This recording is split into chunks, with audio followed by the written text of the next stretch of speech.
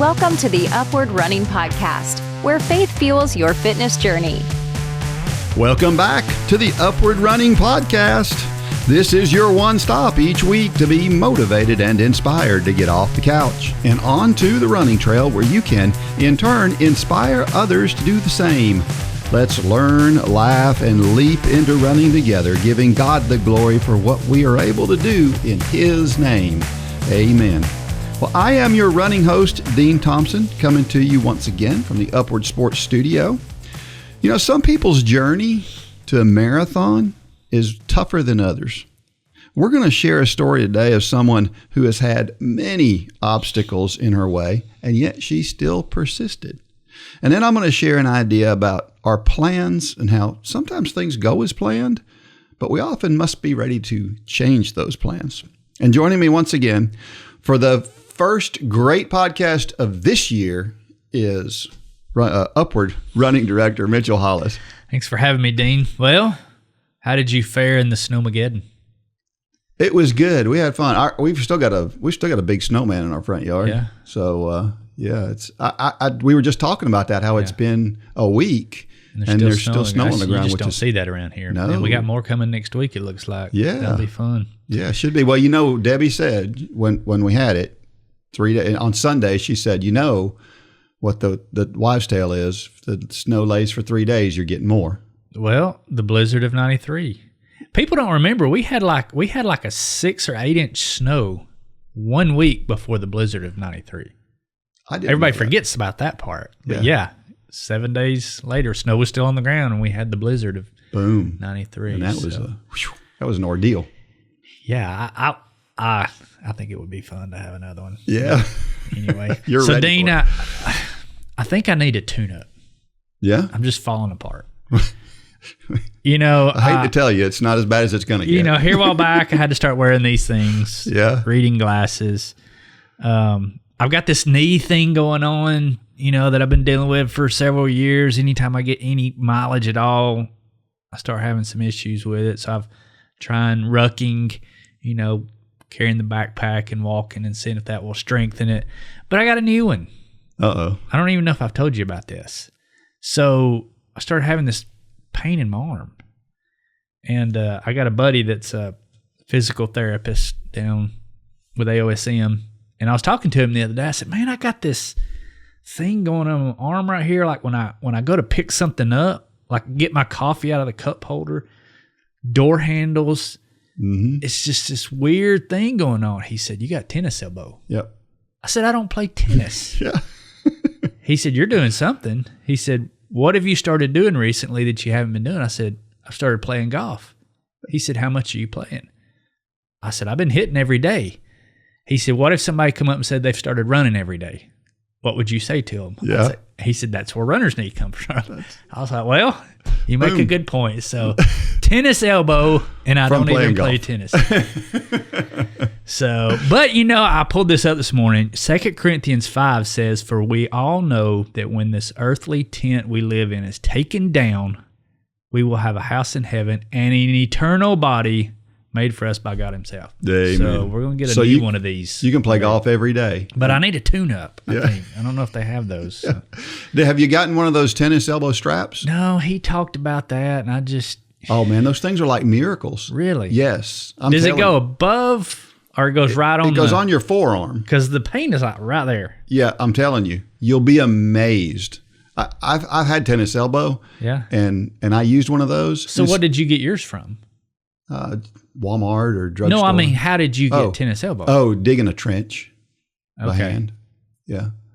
Using a pick. See, Holly thinks that we spread some mulch here a while back, and the boys were helping. And, you know, Dad, I'm going to be like, you're not outworking me. Yeah. So I was using a shovel, and I think I heard it then, and now with hitting some golf balls every day, it's You've just aggravated like, that. Oh yeah. So man, I don't, you know, I know those things work.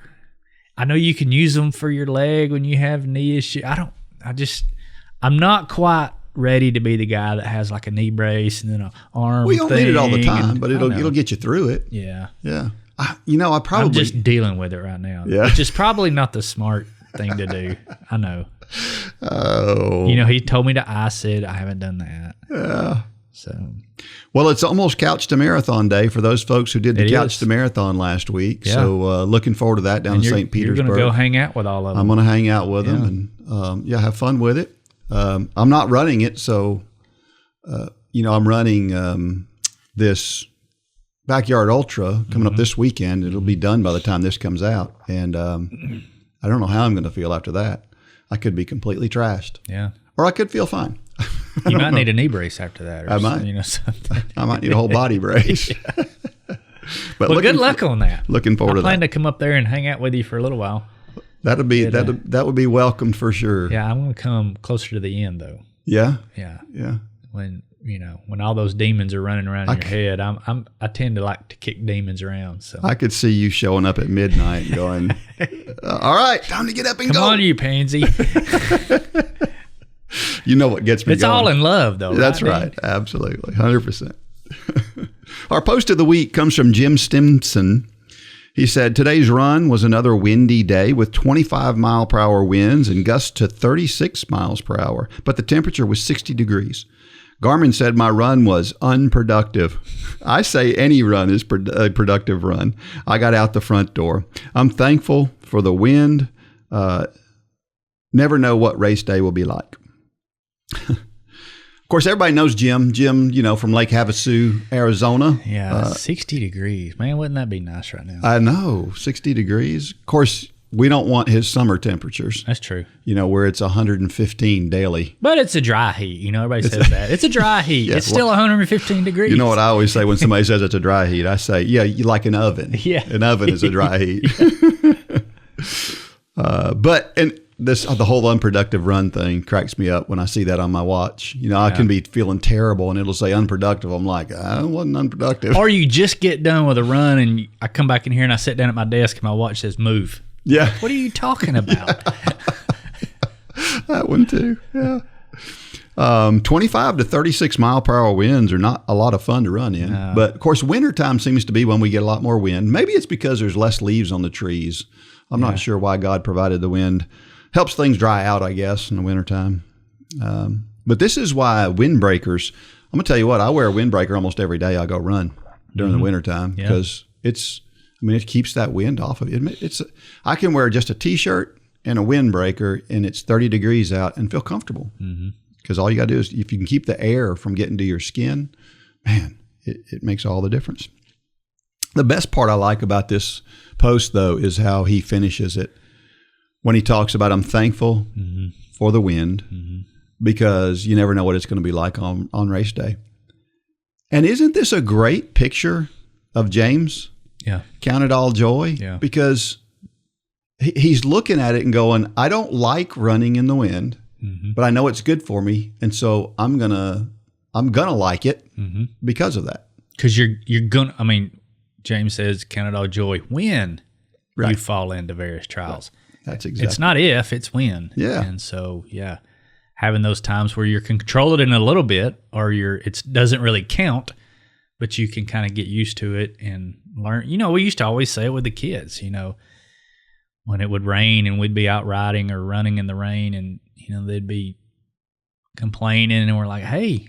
And then when we would show up to races, when it was actually raining, our kids stood out because we tried to explain that to them. Look at it as a competitive advantages, I think is what you used to say. Yep, that's what when it's raining on race day, that's a competitive advantage. Yep. If you've prepared for it. Yeah, yeah. This happened to me recently too. Yeah. Where, because there's not a lot of mental stuff that gets to me if it's cold, whatever. Weather doesn't really bother me, but recently I had to run on the treadmill a few times, and I do not like running on I'll face anything rather than the treadmill. But it was a good opportunity for me to kind of work on my mental game. I don't like treadmill, but let's embrace it. And so what do you do on the treadmill? Do you listen to something? Do you watch something? Or do you just sit there in dead silence? I watched some episodes of Breaking Bad. Have you ever seen that? It's not a biblical show. I think by Holly a and I started long stretch. I didn't make it. I don't even think we made it through the first episode. Is that right? Yeah. Yeah. You might need to take that one to the altar, Dean. I don't know. So whatever you've got out there, whatever your mental hurdles are, go out there and look for them. Challenge them. And look them face to face and go after it. Yeah. Our run of the week comes from Keith Sikes. He says, "It has been a week of crazy changes and great weather challenges.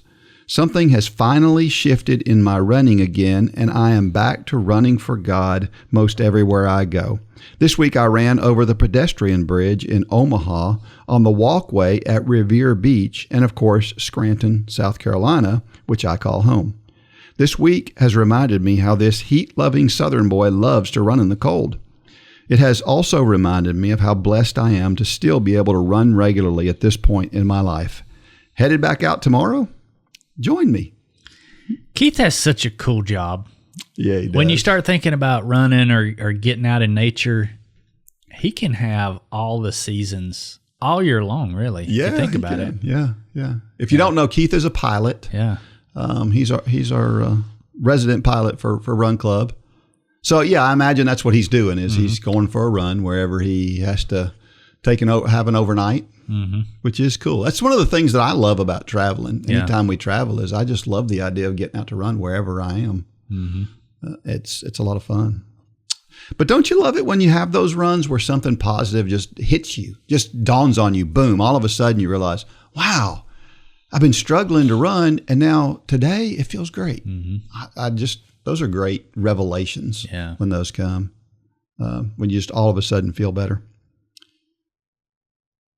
Trivia question from last week. If you took a look at all 5K runners, what is the average finish time? Now, there has been no real good comprehensive study to prove this is what the average 5K finish time is, because, of course, it depends on where you are. Depends on the time of year. It depends on it depends on all sorts of different things. You would think Garmin or Strava would have this, though, because you mark it as a race when you put it in your Garmin. So you think they could just pull all of those and aggregate them and say, this is the average in our system. Strava does it. Oh, they do? They do. But we've talked before about how the average Strava user is probably a lot faster than the average person who runs the 5K, right? That's true. But the reason why I want to ask this question, because I think the average 5K times are slower than what people think they are. And I hear people all the time that runs a 35-minute 5K, and that's about as fast as they can run. And they're like, I can't believe I'm so slow. Well, what I want you to know is 35 minutes is it's average. Yeah. It's depending on your age, it could be above average. And so I have this chart that I found. These are some numbers by age group. This is an interesting chart too, because it shows where under the age of 15, the average men's time is 34:43 and average women's time is 37:55. Then you go to 16 to 19, the women's time doesn't change much. It goes to 37:39, so it changes 20-something seconds, or not even 20-something seconds. The men's time changes by 5 minutes in that time period. Don't you think that's an interesting thought? Anyway, when you go through and you look at all of these times, you realize men's times are somewhere in that 35-minute range. Women's times are somewhere in that 40-minute range. When you take all the different age groups together, 40 to 44, let's just take that one because that's a popular age group for people to be running. For men, it's 32:26. For women, it's 38:26. So again, average 5K time, 35 to 40 minutes. If you're running, here's what you have to realize. When I go run a 5K, I'm going to run it under 20 minutes. So there's a bunch of people like me who are going out there, and they're bringing that average way down. So there's a lot of people on the other side of 40 minutes. So if you're running 48 minutes, and that's the best you can do, don't feel like you're way off of everybody else. Yeah, because it's all perspective. You know, you always hear people talk about, if you make, I don't even remember the number, if you make $8,000 a year, you're in the top 1% worldwide. Yeah.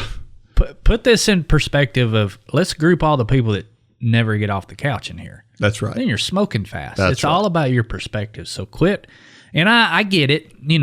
I used to compare myself to you. And then several years back, I thought, he's just crazy. I'm not going to do that anymore. So be comfortable and compare yourself to your last time or to your goal, not even to your last time, because that's a futile fight. You know, as we get it, you're kind of in that now. If you try to compare yourself to when you were 20 years old, you're going to be miserable all the time. That's right. But you're comparing yourself to your goals today, and that's what's important. That's right. Yeah. So whatever pace you run, it's fine. It's good to push yourself. It's good to be as fast as you can be. Yeah. But don't worry about where you are in comparison to others. Upward Sports equips churches to run self-sustaining sports ministries in their communities. Whether you're a sports fanatic or on staff at a church, Upward Sports will give you all the tools you need to run a first-class sports ministry that allows you to reach families in your community. Upward Sports offers basketball, soccer, flag football, cheerleading, volleyball, baseball, and softball through league and camp offerings. At Upward Sports, we want to help your church make a difference and give you increased opportunities to share the gospel. Learn more today at upward.org. That's upward.org.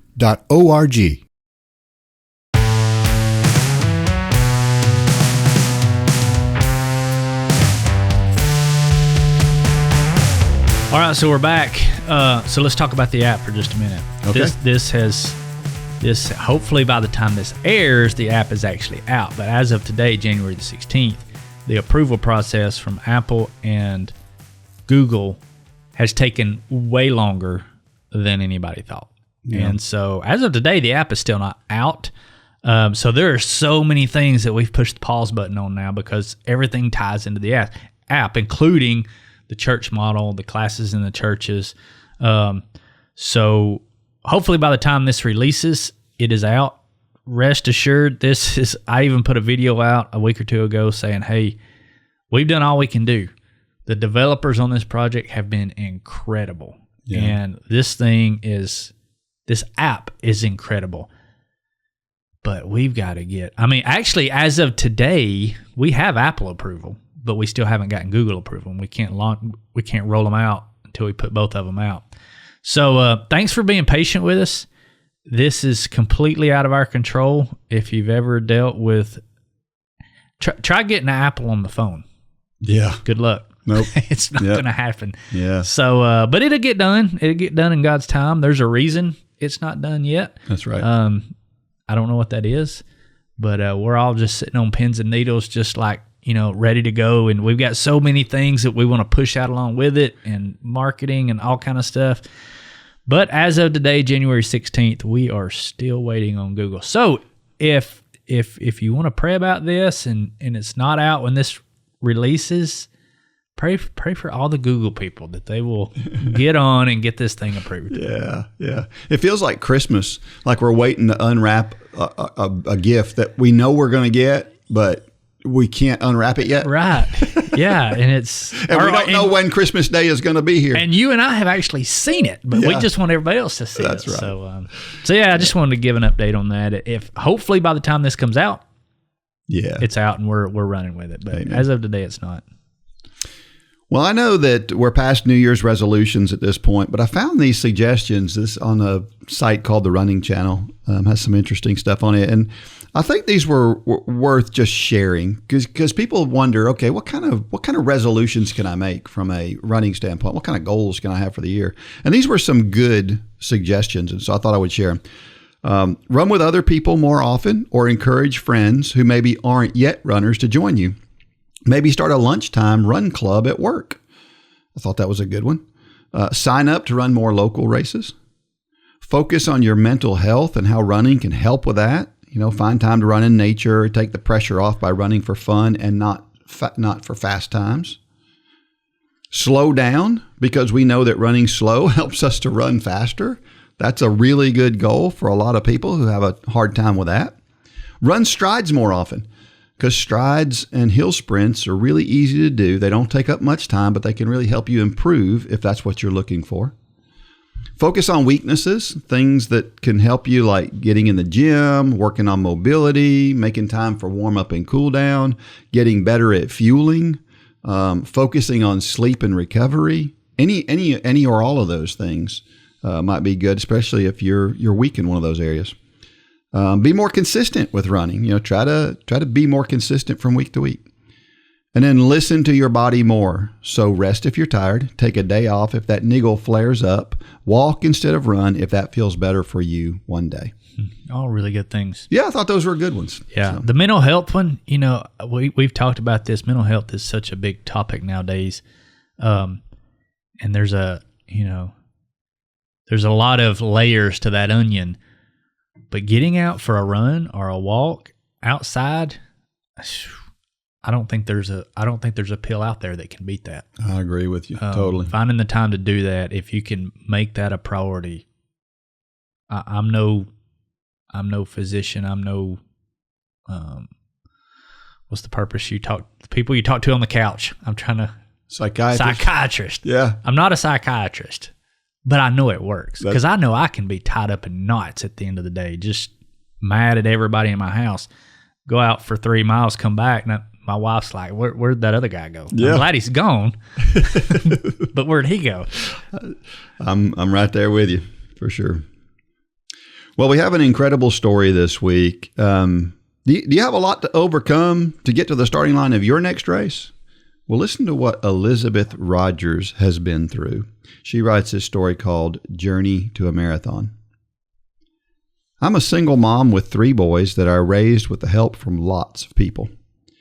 Now my kids are grown up and married. I was married for 10 years but divorced in 1993. When I started the Couch to Marathon program, I weighed 285 pounds. It started off well when I won the $500 drawing from the Couch to Marathon opening session, but it has been a long journey. Since that beginning, I've had bariatric surgery on July 3rd, 2024.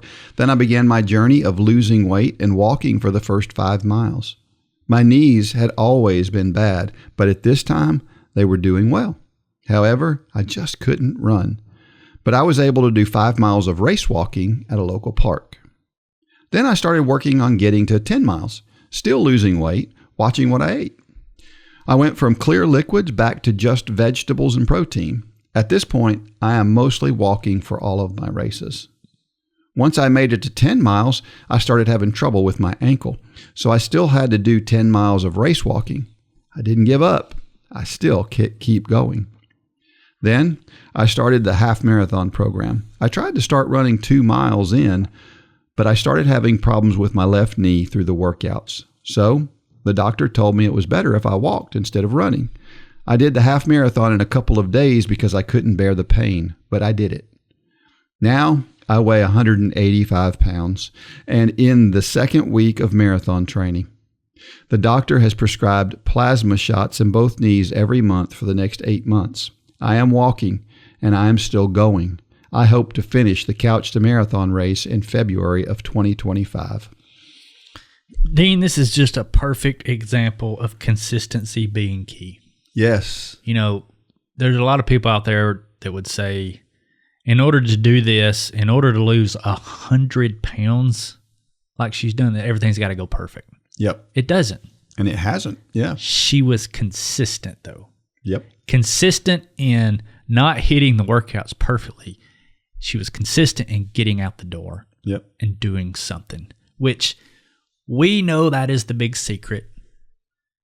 The big secret is not the perfect training plan. The secret is not the perfect workouts. The secret is consistency. Yeah. Just get out the door and get something done. Now, you need to follow a plan. But if you miss one workout or you don't hit that workout, that throws so many people completely off the training plan. They're like, well, I blew it. Yeah. It's not true, and she has proof of that.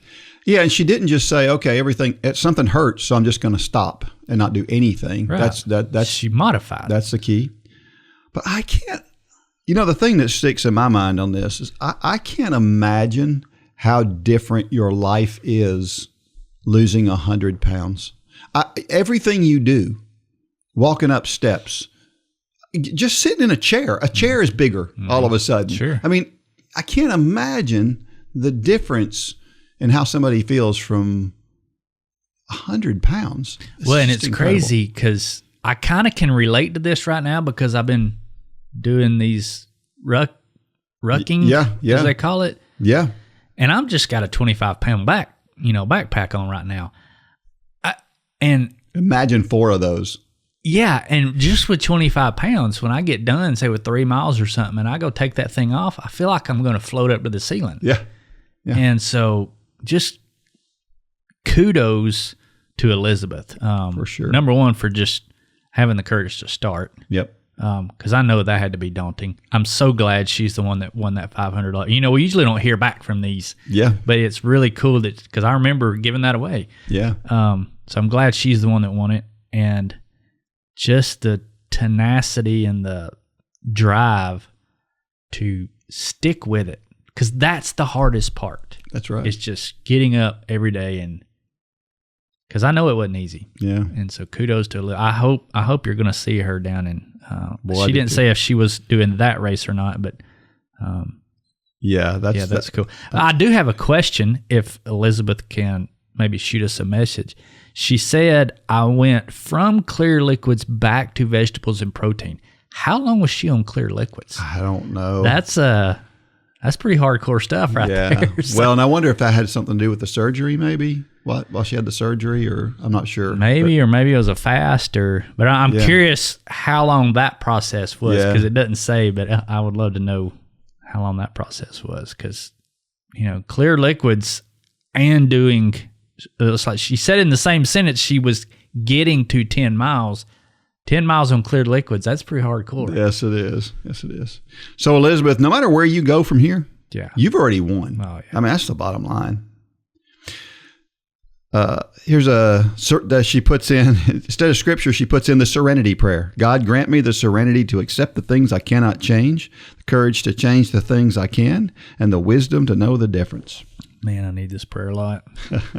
We've probably all heard this. It's not a Bible verse. It's not in the Bible. Mm-hmm. But clearly it is motivated by folks, Christian people. It's a great prayer. It is. And it shows up. This is, from my research, this is what I found, is that it shows up at the YWCA in the 1930s. That a guy by the name of Reinhold Niebuhr, in 1932, started using it with the YWCA programs that they had back in the 30s. And then in the 40s, Alcoholics Anonymous. That's where I know it from. Yes, and they're the ones that put it in its current form. Sure. It was in a little bit different form when it was at the YWCA. That Alcoholics Anonymous are the ones that put it in its current form, apparently, and it's part of their 12-step program. And this is exactly what we should be doing, right? Mm-hmm. And I made up this one. So I never thought about how this relates to injuries. Mm-hmm. But think about this, okay? I'm going to reword it.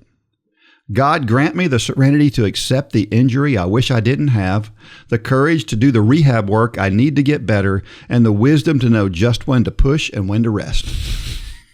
That last one's a doozy. Yeah, it really is. That's really the bottom line and that's where she here, because I hear people all the time. If I've got something that doesn't feel just right, I hear a lot of people give me this advice. They'll say, listen to your body, meaning stop doing what you're doing. And that's not always the best thing. And I have seen it as a coach. I've seen a number of times where maybe 2 people going down the same road with the same injury, one rests and does nothing, the other keeps running, and the one that keeps running gets better faster. I've seen it over and over again. Now, I'm not saying you should do that. Please don't hear me say that. But I'm saying don't automatically default to, I have to stop if I have a problem, because sometimes that's not the case. And she didn't do that. Yeah. Mark 10:27. But Jesus looked at them and said, with men it is impossible, but not with God. For with God all things are possible. This is the story where Jesus had just said it's harder for a rich man to go to heaven than for a camel to go through the eye of a needle. And the Bible says, after Jesus tells that the people were astonished. Mm-hmm. Well, why were they astonished? Because at that time, people thought countercultural.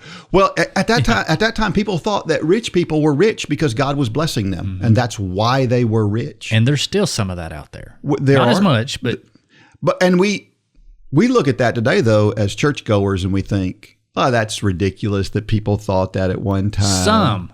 There's still that vein out there, though. Sure, there are. Yeah. There are. But here's what I think we're all that way. Because we still all ask the question, why do bad things happen to good people? Mm-hmm. Well, that's the same thing. Yeah. It's just in a different form and in a different direction, but it's really the same thing. And I think God's trying to make a point that it has nothing to do with our wealth. Has nothing to do. There's not a connection between those things. And we talk about Todd Shoemaker. Mm-hmm. Todd has been through so much. He just got out of the hospital again. I bet he doesn't know how many times he's been in the hospital. He's been in the hospital so much. And do you know, with all of this stuff, he's got a form of dementia kind of issue now. Mm-hmm. But through all of these things where they thought he was going to die several times years ago, and he's still there, still praising God. And you know what he calls his journey that he's on? Mm. He calls it his crazy, beautiful health journey. Mm-hmm. And we complain because it's too cold. I have tennis elbow. Yeah. How ridiculous does that sound now? Thanks, Dean.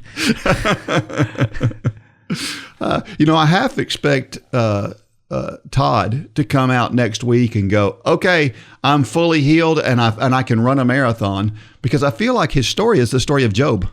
But the difference, because I saw that in your notes and I even highlighted it. You made the comment, I half expect for him. You know what Todd expects? He fully expects. Yeah, it's true. And talk about faith, unwavering faith. Yeah. He's got it. Man, he's got it. If we can learn anything from Todd, it's that. Yep. Yeah, he's the guy who was buying running shoes when he couldn't run. And he just kept buying them. Just being ready for when he could. That's expectancy. Hey, before we go down to the next verse, I want to go back up. Yeah. Because you ask a question up here, and I want us both to answer this question. You say, which is more difficult, to accept that which cannot change, or to courage to do something about the things that we may find difficult to accomplish? Where do you struggle? I think I have a hard time accepting things. Yeah. Definitely. I don't find myself lacking courage a lot of times. If I feel like it's the right thing to do, or if I feel like God's telling me to do it, I feel like I have the courage to do it. So I thought me and you were going to be exactly the same here. But I made a note. I said the problem is when I want to do the hard thing and the Lord says accept it. And what do I often do? I go out and do the hard thing, and I try to say that's courage. Yeah. That's recklessness. Yeah.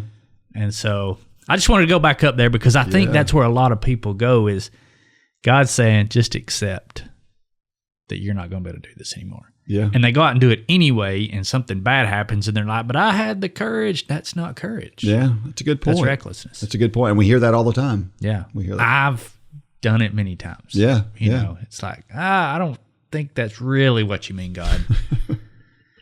Anyway. Bless us. Isaiah 41:10, fear not, for I am with you. Be not dismayed, for I am your God. I will strengthen you. Yes, I will help you. I will uphold you with my righteous right hand. So, I don't know why I got off on this thought. We need to learn to lean on God, just like we get comfort in leaning on a good friend. And let me explain what I'm talking about. So, think about the last time that you had to do something daunting or almost impossible in your eyes. Maybe like the conversation that you should have had with somebody years ago. And someone says, hey, Dean, I'll go with you. Think about how you felt back then. I think we've all had these situations where it's like, man, I'm just dreading this. We're sick over it. And we'll wait years sometimes to do this thing that God may be telling us to do. When somebody says, I'll go with you, man, your shoulders drop and you just have a sense of peace. But God is that friend. Yeah. God is that friend, and we should feel even more relieved than if it was our friend telling us that. But do we truly have the faith to believe this verse? Wow. And acknowledging that our faith is imperfect is a great step in the right direction. And this is so, it's so countercultural to be kind of this vulnerable. But think about the Father in Mark 9:24. Jesus had just healed his son from being possessed. He saw it with his own eyes, and Jesus told the Father, anything through God is possible. And what did the dad say? He just saw a miracle happen, and he said, Jesus, I believe, help my unbelief. To Jesus, he said this. Yeah. To Jesus, face to face, that he just saw heal his son, and he was acknowledging that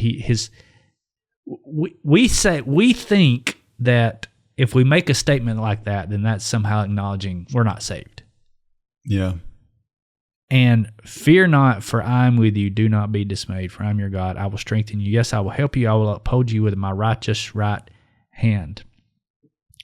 There is nothing wrong with acknowledging that you struggle with that, that at times you don't believe that. And rather than trying to hide that, well, number one, it's ridiculous to think that you're going to hide those thoughts from God. Yeah. But I think what Mark 9:24 tells us is we need to say that. Jesus, I just don't believe that right now. Help me in this area. And that is a great first step to God just doing exactly what you're asking. Yeah. But so many times, just like when your kids are young and they're about to do something, or they're not telling you something that you already know, they're not telling you, you're gonna let them suffer in that until they come to you. And I think that's what God does with us so many times. He's saying, I'm here. Yeah. I'm here.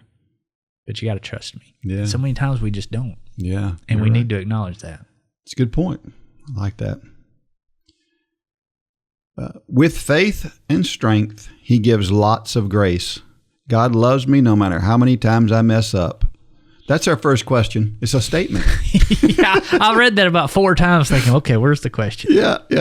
But I love that. I do too. I like it when somebody's just, you can tell that Elizabeth just wants to share her story. She just wants to shout out, look what God is doing for me. Yeah. He took time out to do all these great things for me. She's not tooting her horn saying, I got up and off the mat when things were bad, but she's saying all these things that have happened that are great things in my life, and even the struggles, God has been there and provided for me all along the way. And she wants to shout it so much that she doesn't even have a question. She just wants to say it. Yeah.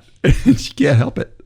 Wouldn't it be great if that's kind of the way we were about God all the time? If the way that God has blessed us, if we just can't help but let it out for every person we meet, you know, I mean, I'm sure it would get old to a lot of people, but I think we know people like that. We've seen people like that. Yeah, sure.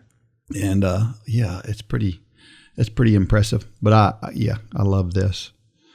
And not only will God always show grace, but he's especially going to show grace when you have the kind of attitude she has.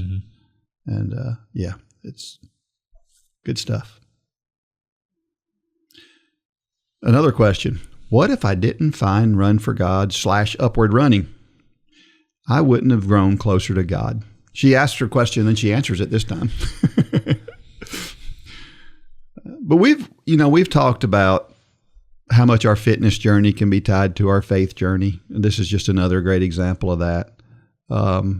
It's just, I know you feel the same way. We all look at this and we are humbled by the fact that God uses what we do to make such a difference in somebody's life. Yeah, when I first read the question, I kind of cringed. I was like, ooh, because I know she's not saying this, but I want to make this clear. Run for God, Upward Running was simply a tool. That's right. In her toolbox. I know she's not saying this, but I want to make it clear. Run for God or Upward Running was not the answer. That's right. It was simply a tool. We have many tools in our toolbox, and we're humbled that she just happened to pick this tool up on her journey to do what she did, which was amazing. Yeah. We've had people say, you helped me lose, or I lost 20 pounds or 100 pounds because you, and I'm always like, well, I didn't do anything. You did it. You did it. That's right. And in this case, God did it. Yep. He just happened to pick up the 9/16 socket wrench, which had the name Run for God on it, or Upward Running on it. And so I just wanted to make that clear, because when I read that, I was like, ooh, but I know what she's saying. Yeah, yeah. This makes me think about, you remember the old television shows where the operator at the big board, and they're plugging in switchboard. Switchboard where they're plugging one person into another person. This is kind of what we're just, all we are is we're that cord between that one and this one. Yeah.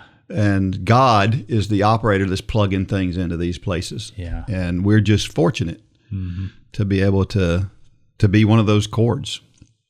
So, so this is why it's important. If you're listening to this, we thank you, first of all, for listening to the podcast, but we want you to share it, because there's other people out there. She says, what if I didn't find Run for God? Well, she did. There's somebody out there that needs to hear Elizabeth's story. But there's a lot of people out there that are looking for hope, and you may have it. And so help them, connect them, be the connector. Do the whole thing, the sharing, all the things you can do to help us out and spread the word. Remember when we did the Dean's Thoughts on the Run? I always finished it with, like it, share it, get the word out. Yeah. Yeah. Last one. God loved us first enough that he sent his own son. I love God so much. This one almost makes me tear up. Yeah. Just the purity in it. And amen. Yeah. Mic drop. Do you need something to keep you motivated to keep fit both physically and spiritually? Upward Running has what you need to keep you on track for both. Check out upwardrunning.com and join us for pennies a day. I promise you will not regret it.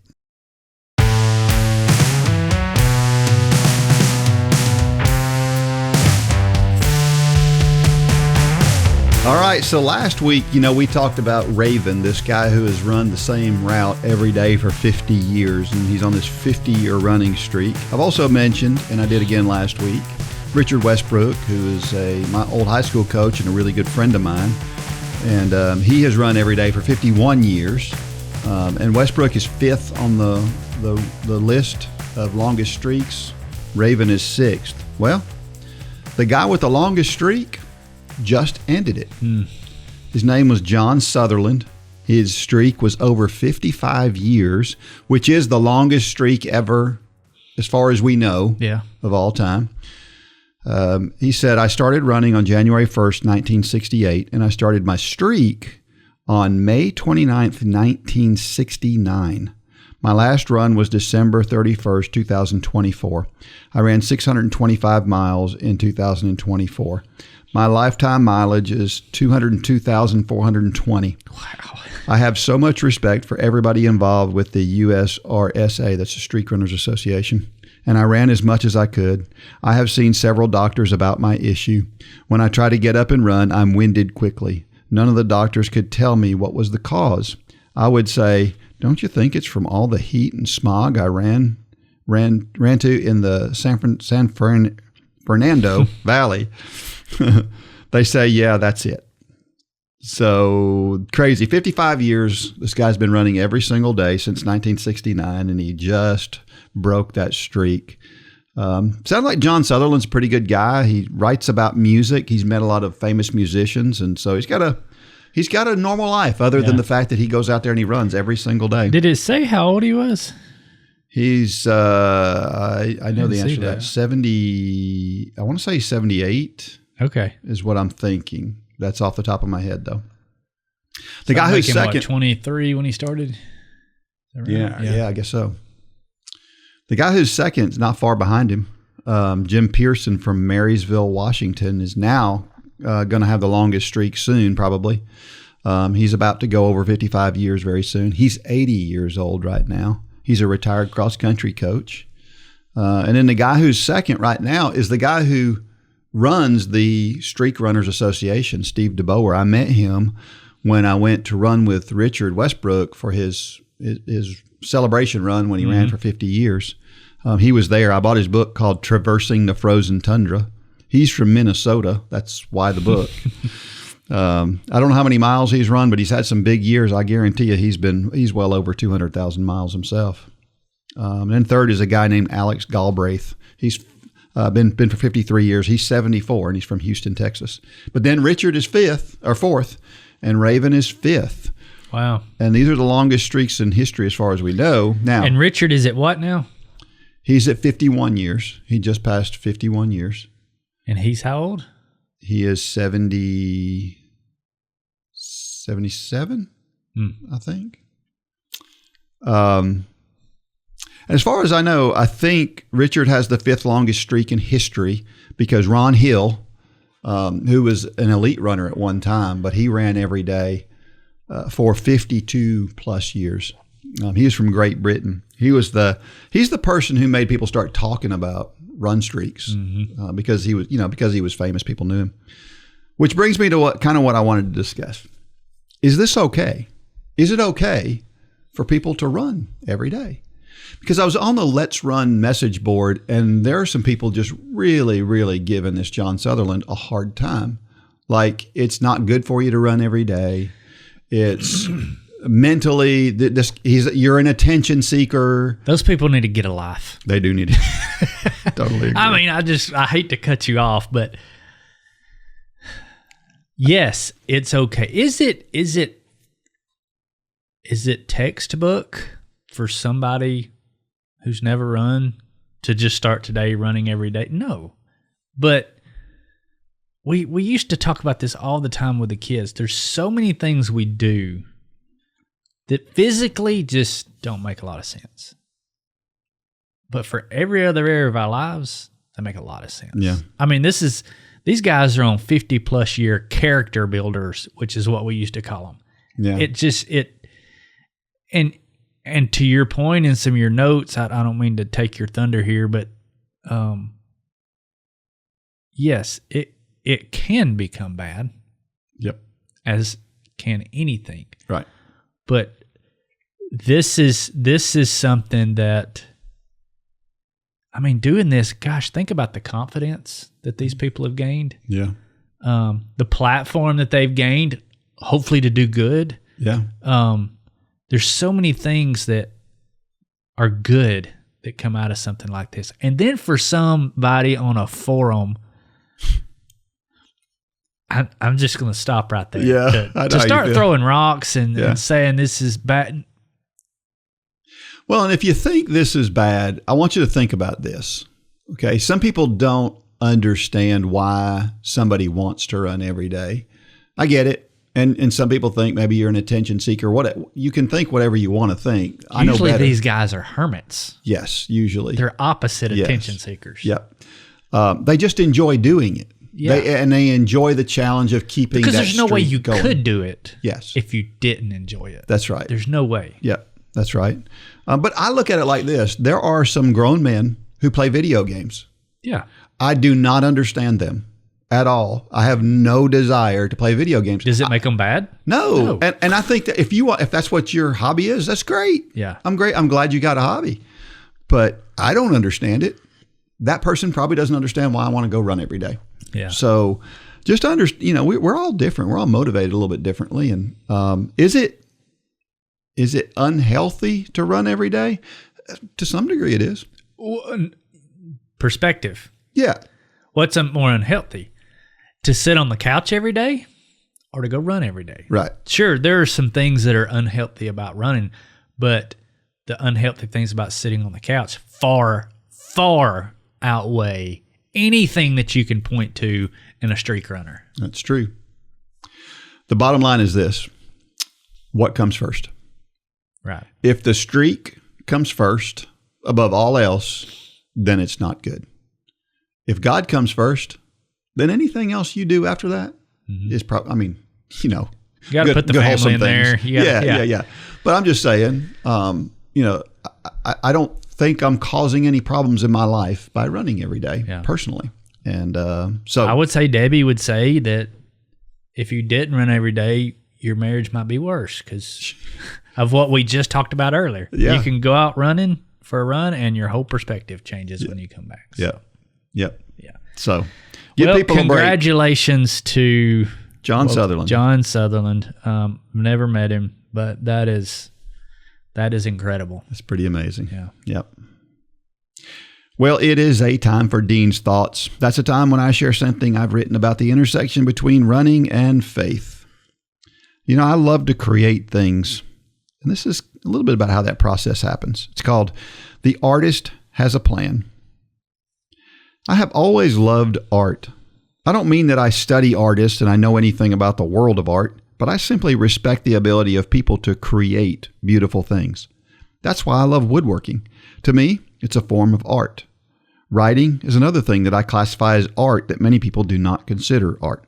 In short, anything that is creative is art to me. I guess I have a very broad definition. I would not consider a person who follows a blueprint to be an artist, though. The framer of a new house may be very talented, but I would not consider him to be an artist. A paint-by-numbers kit is something entirely different than an empty canvas. An artist to me is someone who has an idea in her mind and is able to make that idea come to fruition. I admire the ability to think about a concept and bring it to life in whatever form it comes. And in order for that to happen, the artist must have a plan. I suppose it would be possible for an abstract artist to create something without a specific plan, but I bet even they deeply plan what they are going to do before executing that plan. Now, that doesn't mean that planning constitutes artistry either. A physical therapist creates a plan to help you get over your plantar fasciitis, but that doesn't mean he's an artist. No, an artist must have an idea of what they want to create, that being the important factor, and must plan how to create it. I'm in the planning stages of a woodworking project now. Before I get started, I must decide what kind of wood I will use and the dimensions and design of the project. I must also make sure I have the right saws, glue, clamps, fasteners, and hardware I plan to use. I have a picture in my mind of what I think it will look like when I complete the project, but I haven't even started the building yet. I have spent hours on the project without using my hands, which brings me to my point. No matter what we do, whether it is art or cutting your grass, you must have a plan in place before you start. It would be an odd feeling if I went out to cut my grass and realized I don't have a lawnmower or gasoline to run it or the time to complete it.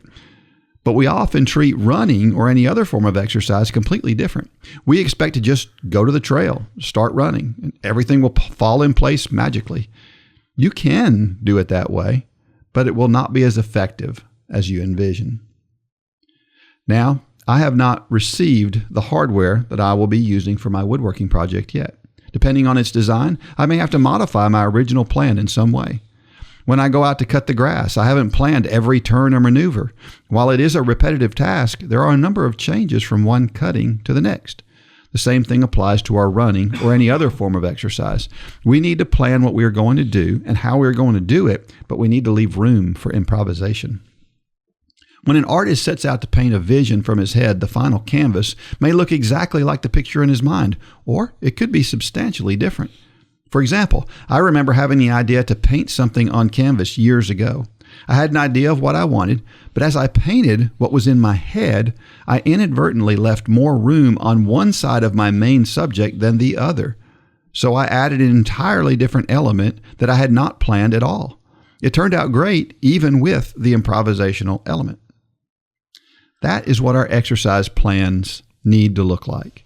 You may sit down and plan to run the Peachtree Road Race on July 4th with a goal of finishing in less than an hour. You may plan out all the workouts, the nutritional elements, the supplemental cross-training things, and all the gear and equipment you need that will get you to that vision you have in your mind. But there are many things that can happen to take you away from that picture. Does it mean you cannot create the same picture? No. It just means you must either find a new way to get there or you must modify the picture. My mother was cremated, and I have her remains at my house. My woodworking project is that I'm going to build 2 urns so that my brother and I can each keep them at our respective houses. I have an idea on what the finished item is going to look like. The finished product may be exactly what I have pictured in my mind, or it may need to change based on what comes along in the process. In the end, if I am successful, I will have 2 urns. Decide that you're going to run that 10K in an hour. Put all the things in place to ensure that you're successful, but then be open to the idea that it could change along the way. And don't be relegated to the idea that anything other than your goal is bad. You may, for example, decide along the way that you can run the 10K in 55 minutes, or it may be the case that just crossing the finish line is all you can do. Either way, you are successful. Just because it didn't turn out like the picture in your mind doesn't mean you failed. Just be sure you make a plan and work towards it daily. God tells us specifically in Jeremiah that he has a plan for our lives. Most of us have a vision for what we want our lives to look like, whether it's a goal to achieve a milestone, strengthening our marriage, or letting God use us to bring people to the foot of the cross. The chances are that our plan looks different than God's plan.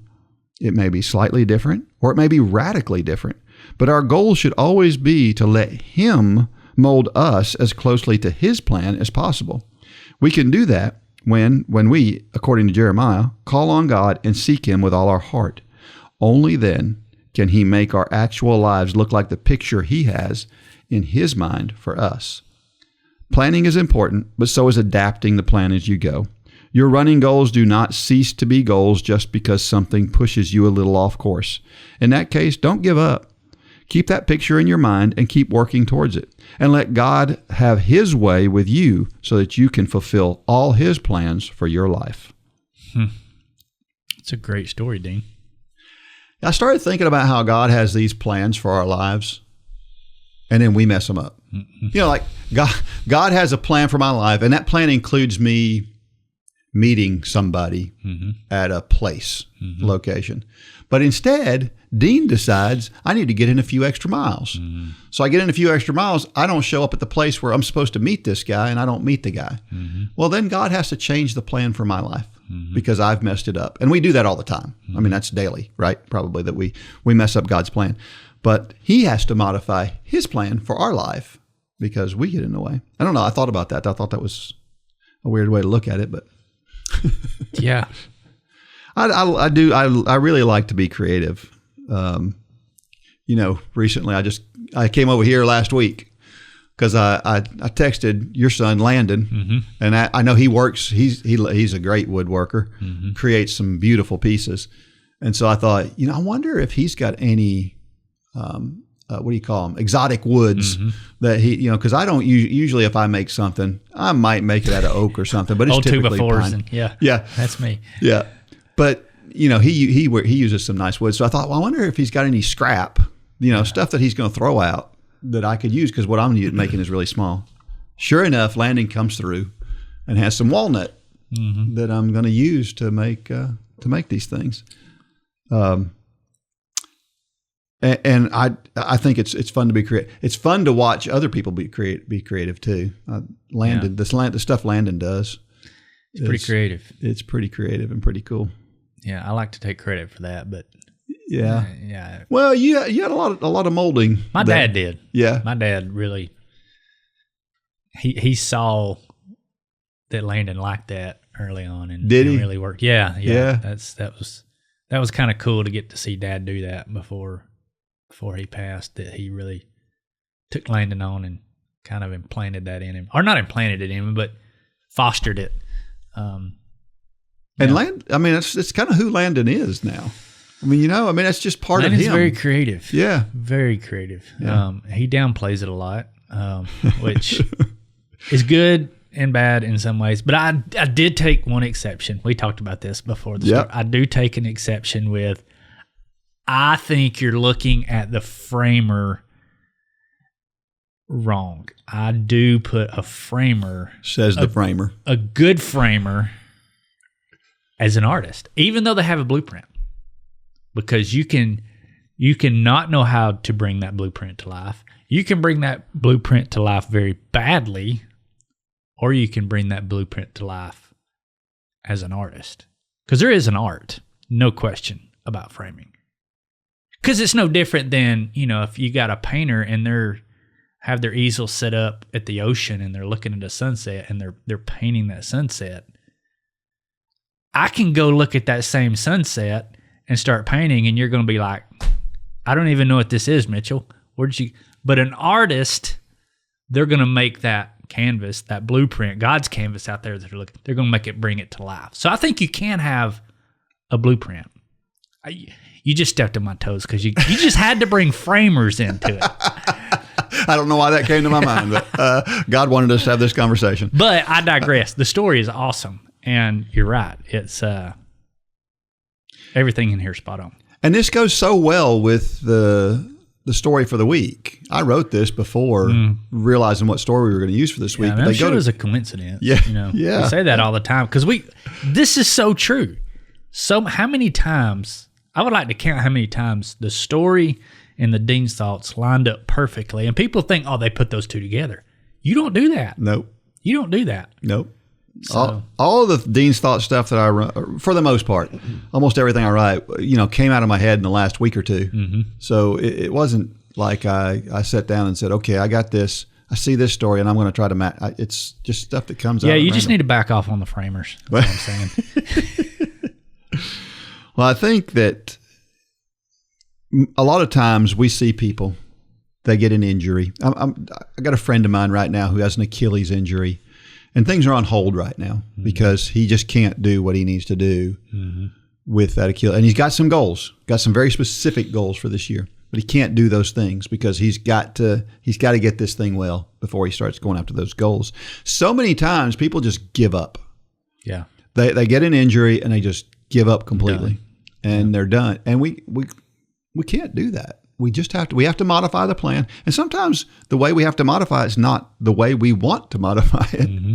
But, he doesn't want to have an Achilles problem right now, but it's just part of the whole deal. Mm-hmm. And in the end, you can look back and go, yeah, we had all these problems, but we got around them. Mm-hmm. And there's value in that. So don't give up too quickly. Think back to what drove you to whatever that goal was to start with. Which should be written on a piece of paper on your bathroom mirror. That's right. And whatever that goal was that drove you to start with, for Elizabeth in the Couch to Marathon plan, she signed up for a marathon. Mm-hmm. She's determined to get to that marathon finish line. Now, is she going to do it or not? I don't know, but I do know this. She has been relentlessly keeping that on her mind the whole time and going after that goal the whole time. And that's all we have to do is keep reminding ourselves of why we started that thing to begin with. And it should lead to better decisions. Yeah.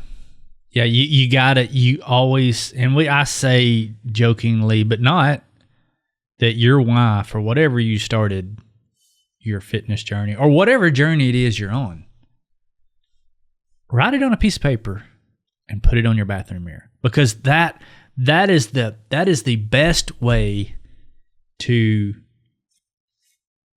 reach your goal and to deal with whatever side roads or injuries or what is, to have that in front of you all day, every day. I think back to the very first Run for God class when I heard things like, I want to be around for my grandkids. That statement alone on your bathroom mirror, that's going to motivate you every single morning.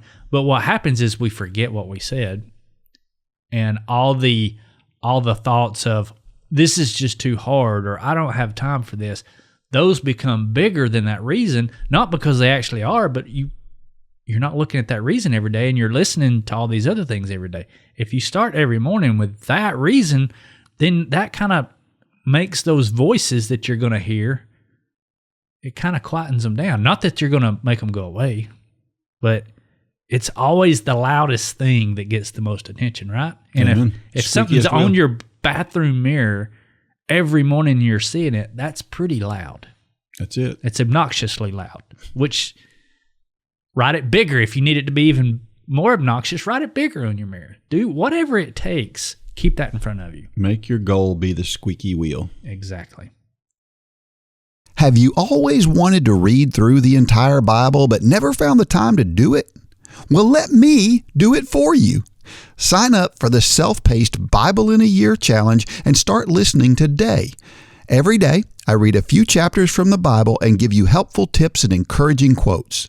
You must be an Upward Running member for access to this exciting challenge. So if you're not a member, sign up today and get started. If you are a member, what are you waiting for?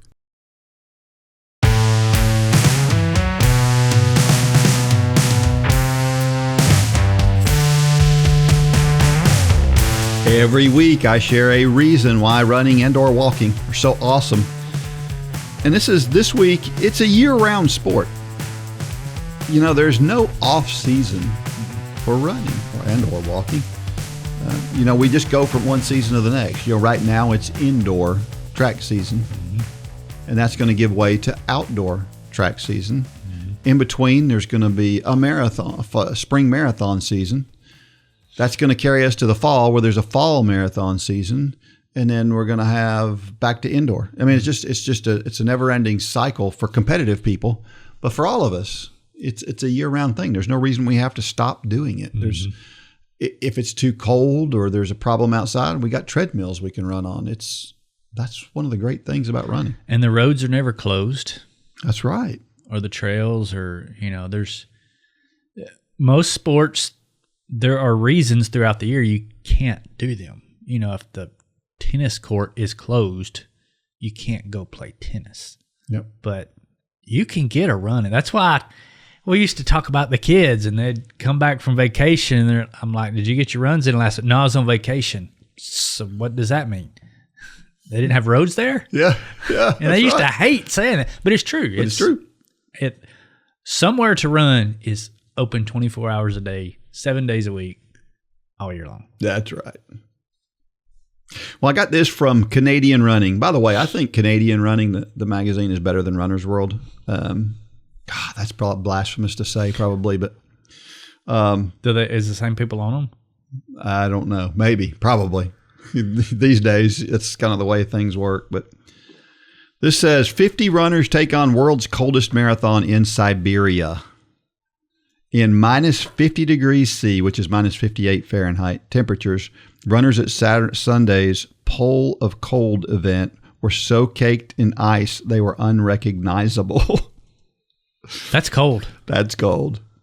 Runners at Sunday's Pole of Cold marathon in Siberia, one of the world's coldest races, crossed the finish line with their hair and eyelashes encrusted with snow and ice. Yakutia, Russia, known as the Cold Pole, saw 50 bundled-up participants conquer distances from 5K to 50K. Leonid Zykov of Russia won the marathon. He's a 34-year-old who has a personal best of 2 hours and 40 minutes. He says, after about 23 kilometers, it became really tough for me. He said, my liver started hurting. So I'm running as best I can. At this time of the year, the frigid temperatures are all too familiar. The area's all-time lowest temperature on record is minus 67.7 degrees C, which is minus 90 degrees Fahrenheit back in 1933. So this is one of the coldest places on Earth. If you're looking to participate in next year's race, it isn't as easy as signing up. Each runner must undergo medical testing before being cleared to race and is accompanied by medical personnel throughout the distance. Participants also drink hot beverages instead of cold ones during the race.